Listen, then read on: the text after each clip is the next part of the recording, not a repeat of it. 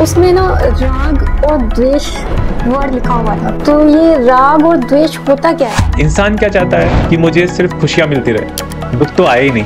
इसलिए स्पिरिचुअलिटी में कहते हैं कि सुख और दुख दोनों से ऊपर उठ जाओ। ना चाहते हुए भी नेगेटिविटी की तरफ बढ़ते जाते। नेगेटिव चीज क्या है जो आपको अटैच कर रही है। जितना आप चीजों की तरफ भागते जाओगे, जब वो चीज आपको मिलनी बंद हो जाएगी तो आपके अंदर एंगर भी बढ़ सकता है। ये डिसलाइक्स को कैसे कंट्रोल करें? परमानेंटली पूरी तरह से इसे ऊपर उठ पाना इतना आसान नहीं है। जब इसमें हम थोड़ा सा डीप में जाते हैं तो वो हल्का सा एक टाइम मिलना शुरू हो जाता है हमें, हमारे रिएक्शंस को लेके। वो टाइम आप जितना ज्यादा बढ़ाओगे उतना ही कंट्रोल आपका अपने पर बढ़ेगा।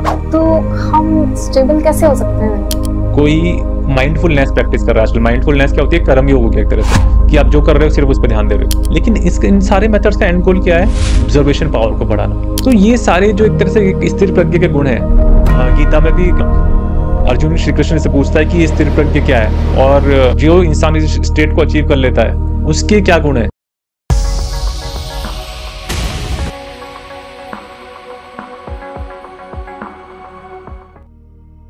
अभी थोड़े टाइम पहले मैंने गीता पढ़ी, तो उसमें ना राग और द्वेष वर्ड लिखा हुआ था। तो ये राग और द्वेष होता क्या है?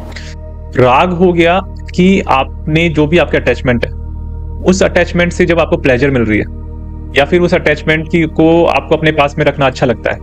जैसे सबको होता है कि मुझे अपने बच्चों से प्यार है, लेकिन मुझे अपने पड़ोसी से नफरत है तो वो द्वेष हो गया। तो राग और द्वेष इस तरह से चलता है कि किस चीज को लेके आपके अंदर लाइक्स हैं, किसी को लेके आपके अंदर डिसलाइक्स हैं, और ये हर इंसान के अंदर होगा। हर इंसान की अपनी एक लाइक और डिसलाइक होगी, लेकिन दोनों ही अटैचमेंट है। अटैचमेंट कैसे है? हम लाइक को भी हमने ही पकड़ रखा है, डिसलाइक को भी हमने ही पकड़ रखा है। और इसको थोड़ा सा राग एंड द्वेष के आप नेक्स्ट लेवल पे जाओ, इनके जो रिजल्ट होते हैं प्लेजर और पेन, ये भी एक सिक्के के दो पहलू हैं। जब हम किसी चीज को करने में इतना इंडल्ज हो जाते हैं, इसमें हमें प्लेजर मिल रही है, जब वो चीज हमें मिलनी बंद हो जाती है तो उसी से हमें पेन मिलने लग जाता है। जो कि आप सब अपनी लाइफ में, डे टू डे लाइफ में इजीली ऑब्जर्व कर सकते हैं कि किस चीज से प्लेजर मिल रही है किसी, और फिर जब वो चीज मिलनी बंद हो गई तो कैसे पेन आ रहा है। तो ये सब चीजें है ना, एक तरह से लाइफ बनी ऐसी है कि आपको या तो ये मिलेगा और फिर आपको साथ में ये भी मिलेगा। इंसान क्या चाहता है कि मुझे सिर्फ खुशियां मिलती रहे, दुख तो आए ही नहीं। इसलिए स्पिरिचुअलिटी में कहते हैं कि सुख और दुख दोनों से ऊपर उठ जाओ। इसका ये मतलब नहीं है कि आपको बस हमेशा लाइफ ही नहीं जीनी है, लेकिन आपकी ऑब्जर्वेशन पावर ऐसी है कि जब आपको खुशी मिली तो आप इतना ओवर एक्साइटेड नहीं हुए, और जब दुख आया तब ऑटोमेटिकली आप इतना ज्यादा डिप्रेस भी नहीं होगे। लेकिन अगर आप खुशी में एकदम पागल हो जाते हो तो हल्का सा झटका भी आपको दुख का हिला देगा। कभी क्या होता है ना कि हम ना चाहते हुए भी नेगेटिविटी की तरफ बढ़ते जाते हैं। तो ऐसा क्यों होता है? क्या करें हम कि ऐसा ना हो? पहले तो हमें समझना चाहिए कि हम पॉजिटिव और नेगेटिव किसको बोल रहे हैं। अगर हम थोड़ा सा आध्यात्मिक पर्सपेक्टिव में पॉजिटिव और नेगेटिव को समझें, तो पॉजिटिव वो चीज है जो थोड़ा सा हमें माइंड के लेवल पे फ्री कर रही है, क्योंकि आपको पीस का फील होगी जब आप थोड़े फ्री हो जाओगे। और नेगेटिव चीज क्या है? जो आपको एक तरह से अटैच कर रही है, बांध रही है, आपको जकड़ रही है। आपका माइंड एक तरह से ब्लॉक हो रहा है, एक तरह से कंजेस्टेड हो रहा है, थॉट्स बहुत सारे आ रहे हैं, इमोशंस आपके फैले पड़े हैं। तो जो निगेटिव चीज है वो आपको हमेशा बांधेगी और पॉजिटिव फ्री करेगी। अब निगेटिव चीजें इतनी ज्यादा क्यों है? तो ये तो इंसान का एक बेसिक स्ट्रक्चर ही है, साइकोलॉजिकल। जब हम कुछ काम करते हैं तो डिजायर्स हमारी बढ़ती जाती है। जो इस नेचर में जो 3 गुण बताए गए हैं, रजोगुण, सतोगुण, तमोगुण। तो जो एक रजोगुण है, रजोगुण क्या होता है कि मुझे जो डिजायर से रिलेटेड है, मुझे ये बनना है, मुझे ये करना है। और ये डिजायर सिर्फ ऐसा नहीं है बनने करने करियर से रिलेटेड ही नहीं होते, ये हर तरह के होते हैं। जो भी प्लेजर्स हैं, इंसान उसकी तरफ भागता है। अब जब उसकी तरफ भागता है तो जैसा कि हमने अभी बात की थी राग और द्वेष में, कि प्लेजर के साथ साथ पेन भी आता ही है।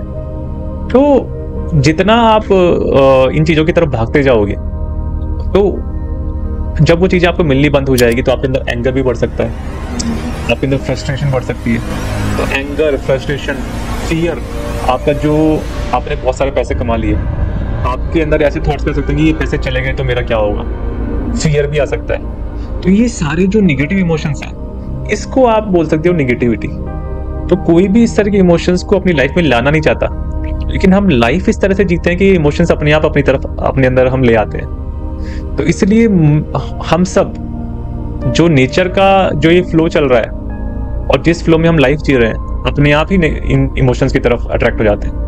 ये जो आपने लाइक डिसलाइक की बात की थी पहले, तो उसमें जैसे मेरे डिसलाइक्स बहुत ज़्यादा है, तो कुछ भी ऐसा दिखता है जो मुझे पसंद नहीं है तो मुझे बहुत जल्दी गुस्सा आ जाता है। तो मतलब ऐसा क्या करें? क्या उस पर ध्यान देना बंद कर दे, या अपने डिसलाइक्स को कैसे कंट्रोल करें? लाइक और डिसलाइक एक तरह से जो भी पास्ट में हमने इकट्ठा किया उस पर डिपेंड करती है कि बचपन से लेके जो हमने हमारा जो एक साइकोलॉजिकल स्ट्रक्चर बनाया जिसको ईगो बोलते हैं, जिस तरह के एक्सपीरियंस हमने अपने अंदर स्टोर किया है, उस जो ईगो का जो पूरा स्ट्रक्चर हमने पैदा किया है उसके ऊपर ये लाइक्स एंड डिसलाइक ड्रिवन होते हैं। अब कोई भी इस दुनिया में रहते हुए परमानेंटली पूरी तरह से इसे ऊपर उठ पाना इतना आसान नहीं है, लेकिन इनकी पावर को काफी हद तक हम कंट्रोल में ला सकते हैं। उसके लिए अगेन आपको पहले ये समझना पड़ेगा कि आपका ये साइकोलॉजिकल स्ट्रक्चर ऐसा है। पहला ये स्टेप 1 होगा कि हाँ, मुझे इस चीज पे गुस्सा आता है, ये चीज मुझे बहुत पसंद है। वो पता होना चाहिए आपको। वो पता होना पहला स्टेप है। ज्यादातर लोगों को तो ये पता भी नहीं होता, क्योंकि हम रिएक्शन में जीते हैं। किसी ने कुछ कह दिया और उससे हमारे अंदर कुछ ट्रिगर हो गया, क्योंकि वो इमोशंस हमारे अंदर था और हमने रिएक्ट कर दिया। हमें पता ही नहीं है कि हमने रिएक्ट क्यों किया। उनके पास जो रिएक्शन का बहुत ही फ्रैक्शन ऑफ सेकंड का टाइम होता है हमेशा हमारे पास, लेकिन उस फ्रैक्शन ऑफ सेकंड के टाइम तक खुद को रोक पाना, उसके लिए एक स्टेबिलिटी चाहिए। तो ये जितने भी ये योग है, योग की हमने इतनी बात की आज, कर्म योग, ध्यान योग, ज्ञान योग, जब इसमें हम थोड़ा सा डीप में जाते हैं तो वो हल्का सा एक टाइम मिलना शुरू हो जाता है हमें हमारे रिएक्शंस को लेके।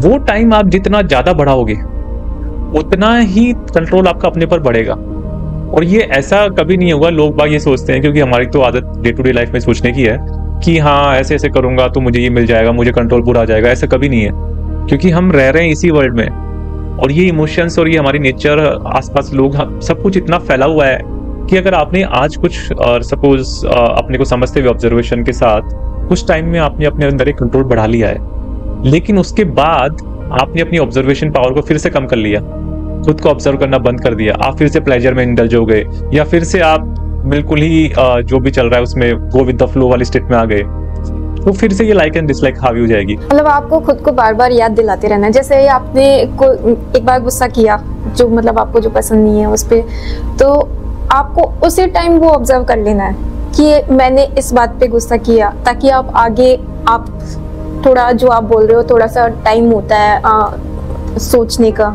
शायद उस टाइम हम वो सोच सके। बिल्कुल। और कई लोग ये भी एक समझ लेते हैं मतलब कि गुस्सा होना ही नहीं चाहिए।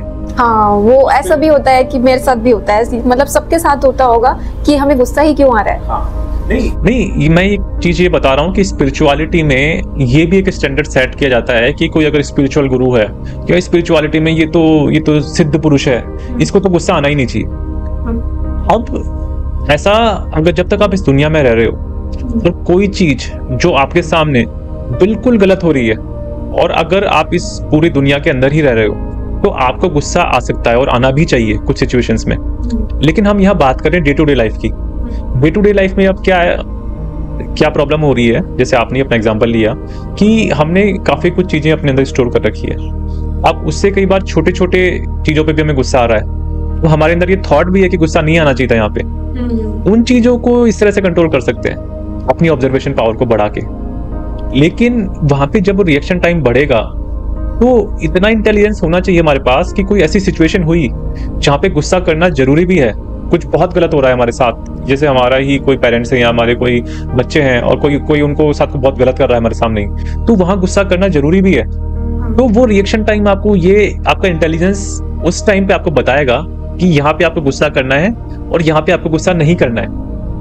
लेकिन वो गैप को बढ़ाने के लिए जो हमने पूरी ये बातें की है गीता में, कर्म योग, ध्यान योग, ज्ञान योग, आई थिंक ये सारी चीजों से समझते हुए जब हम गुजरेंगे और थोड़ा स्टेबल हो जाएंगे, तभी ये चीज अचीव हो सकती है। तो हम स्टेबल कैसे हो सकते हैं? कौन से स्टेज होगी वो जब हम स्टेबल होंगे? ये डिपेंड करता है कि जैसे अब बहुत ही गहराई में कुछ स्पिरिचुअल वर्ड्स होते हैं, साधना।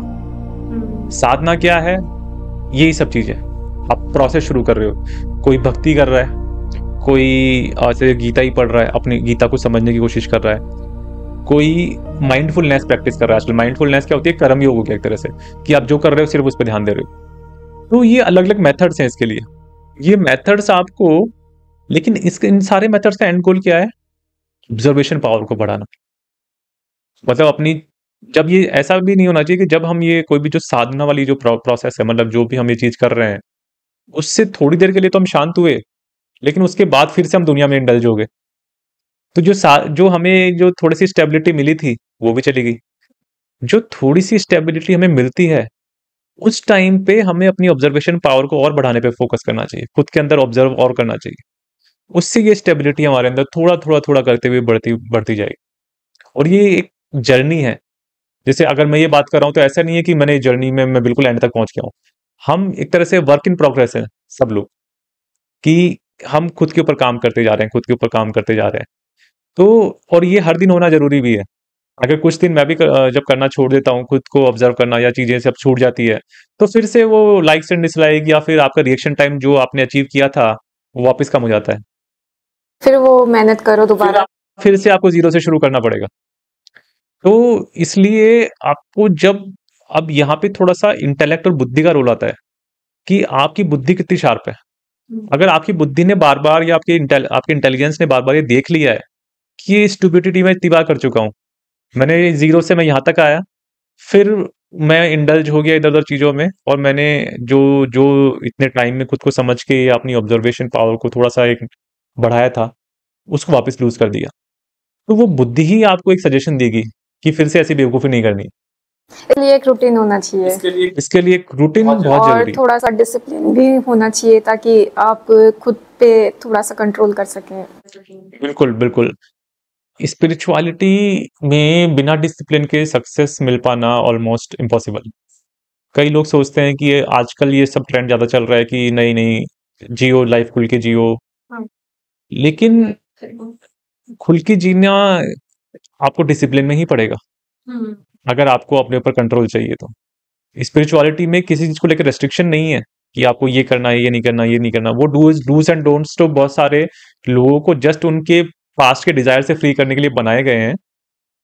लेकिन जैसे आप श्री कृष्ण जी को देखिए, वो क्या बोलते हैं, मेरे लिए इस दुनिया में करने के लिए कुछ नहीं है, लेकिन फिर भी मैं करता हूँ सब कुछ। तो वो एक तरह से जो चॉइस आ जाती है इंसान के पास, उसके बाद एक कंट्रोल वे में with discipline, with full observation वो सब कुछ कर सकता है। लेकिन अगर वो फुल डिसिप्लिन और फुल कंट्रोल के साथ नहीं करेगा, तो वो फिर से वही सारा जो ये नेचर है जिसको माया बोलते हैं, ये फिर से खींच लेगी उसको वापस। ये बहुत पावरफुल है।